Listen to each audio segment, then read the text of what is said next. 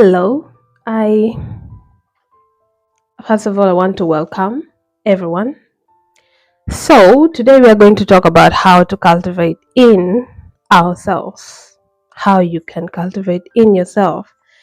And before I say that, I would like to say this is my first video, and because of that I want to invite God into this journey of mine.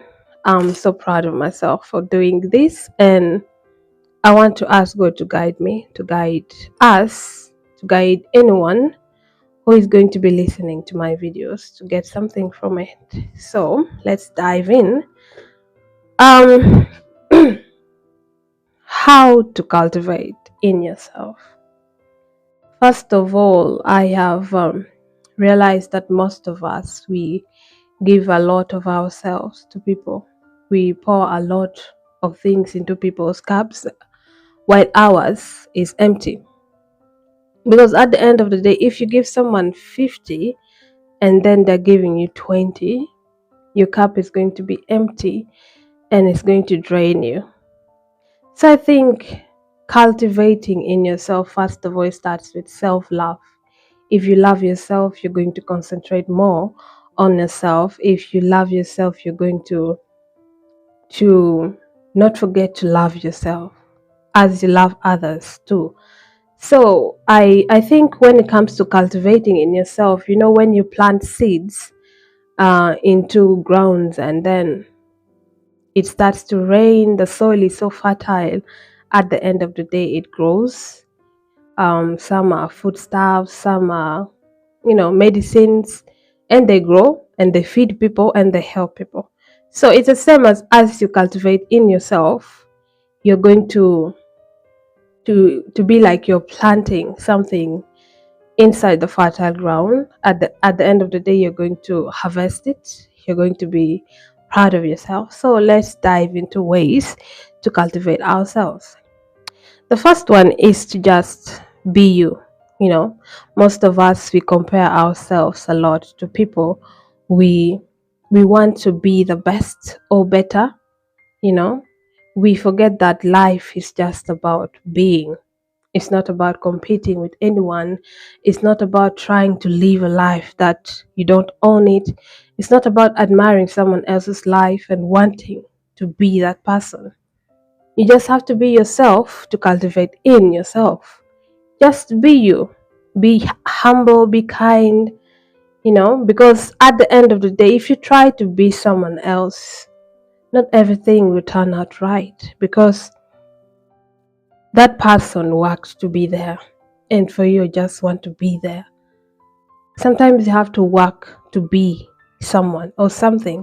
Just like some of us have goals to meet, some of us have success to achieve. It's not because we have seen some people doing it. It's their story that should inspire you, but not you living a life that's a lie. So to cultivate in yourself, you just have to be you and do you. Just live your own life, not anyone else's life. The second one is learn from your pain. People have gone into things, people have gone through things that have given them pain. Some it has broken them. I was reading some book today. It's called Erase Your Past. And in that book, it's a book that it tells people to embrace your pain, like live in it. Let the sorrows come in, let it break you. Because it's through the breaking that you're going to learn to build yourself. It's through the pain that you're going to overcome. It's going to teach you how to be strong. So don't ignore the pain. Don't pretend that you're strong. We're human beings and we have emotions. We feel pain. We feel sorrow. And if you're a person who always wants to pretend to be strong, yet you're not, it's it's going to breed into something. It's going to make you like hide that pain, because lots of things that you hide It's going to breed into something that's going to even break you more. That's why they say it's important to cry. It's important to feel the pain. If it's hurting you, it's hurting you. You don't have to pretend that's not hurting you. So, if you want to cultivate in yourself, first learn to embrace your pain. Use it. Use it to feel yourself. Use it to fight. Use it to know how to have strength. Use it to know how to overcome something. Because if you cultivate in yourself, the pain is going to make you strong. That's part of cultivating in yourself, like planting seeds. Yeah, I was talking about seeds, sowing seeds. In the Bible, they talked about some of the seeds that were thrown on the fertile ground. Some fell in between the rocks, And this seed that I'm talking about, it's gratitude, faith, hope. Those are the seeds that you have to sow to harvest something out of it. If you have hope that you're going to overcome whatever hardship that's in your life, if you have gratitude that your life, that in this moment perhaps I've prayed to be alive, you're grateful. And having hope, having faith, as the Bible defined faith as believing in things that you haven't seen yet. We all have faith that no one wants to end up in hell. No one wants to die, but we're all going to die anyways. But this life, we live it by faith and hope.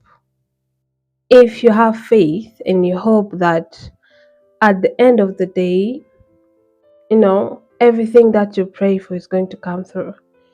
You're not forcing life, you're allowing things to unfold itself. You're allowing people to come and go because you can't force some people to stay in your life. You are allowing yourself to let go of things that you can't handle. Sowing seeds, having faith, having hope, having gratitude, grateful that God has kept you alive. That's cultivating in yourself. Because the most reason why some of us cultivate in ourselves is so that we have that pride. Some of us are insecure. Some people are hopeless. We have given up. We don't even know where life is taking us anymore. But if you learn to cultivate in yourself, first of all, you'll be happy. And secondly, you are going to be kind to the people around you because you love yourself. And you can't love other people if you don't love yourself. You can't. The next one is be honest to yourself. You know, there are things that push us to the limit, and that's the breaking point. We break, we cry, and there are people who remain down crying. But there are people who use it, they stand up again and fight to the highest level. When you fight for something and you keep failing many, many times, months, days, weeks, years, and you say nothing, some people give up because they ask themselves, why am I doing this? Because I'm not even achieving anything. So why am I here?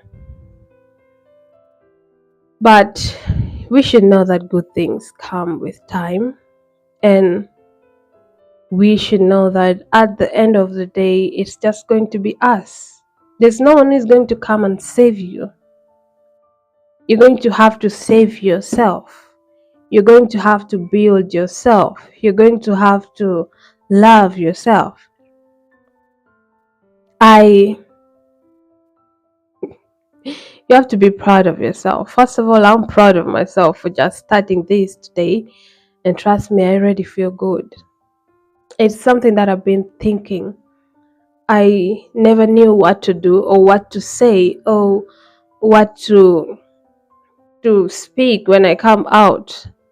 I I could just open my phone and tell myself, nah, I can't do this.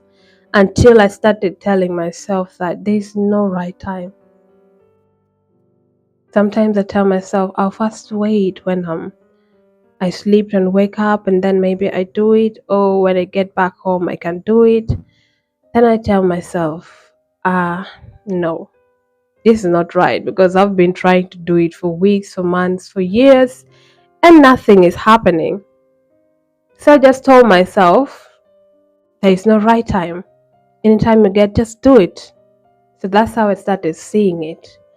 And I first of all invited God into this step of mine, because I believe I can't do it by myself.